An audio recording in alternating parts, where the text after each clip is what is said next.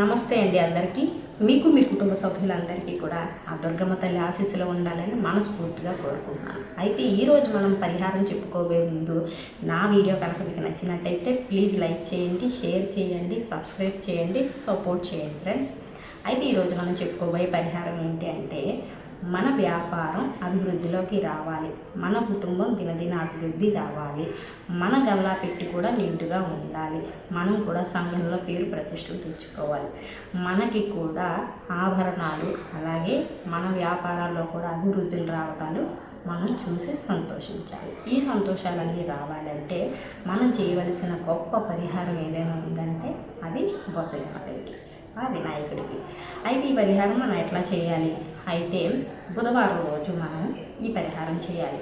ఇది సాధ్యమైనంత వరకు మీరు చేసే వ్యాపారం దగ్గర చేసుకుంటే చాలా మంచిది. అలా చేత కాదు, మాకు అవ్వదు అనుకుంటే ఇంట్లోనే ఈ పరిహారం చేయండి.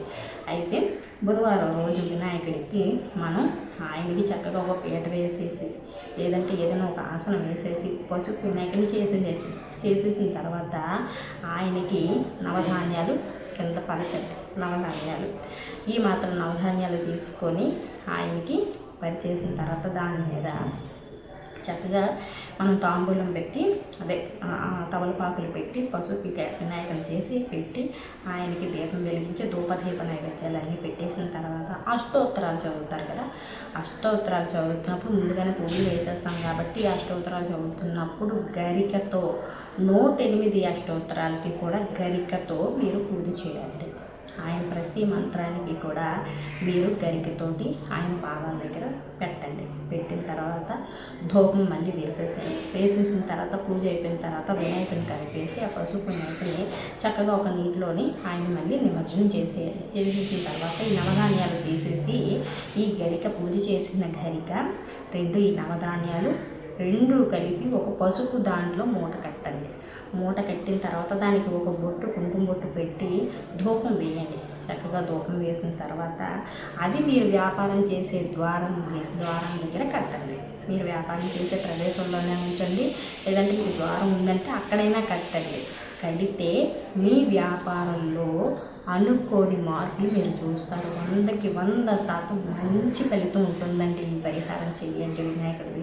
అలాగే ఆ వినాయకుడిని కలిపేసిన నీళ్లు కూడా మీరందరూ చక్కగా నెత్తి మీద చల్లేసుకొని వ్యాపారం చేసే ప్రదేశంలో కూడా ఆయన తలుచుకుంటూ ఆ నీళ్ళు చల్లేసి మిగతావి మీరు సేవించేయండి.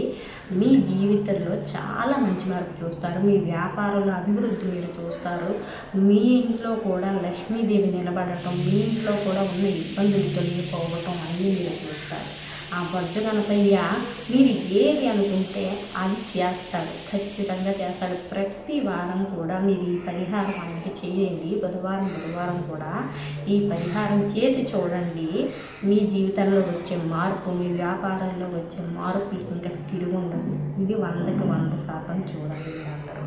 అయితే ఈ వీడియో కనుక మీకు నచ్చినట్టయితే ప్లీజ్ లైక్ చేయండి, షేర్ చేయండి, సబ్స్క్రైబ్ చేయండి, సపోర్ట్ చేయండి. ఓం శ్రీమాత్రే నమః.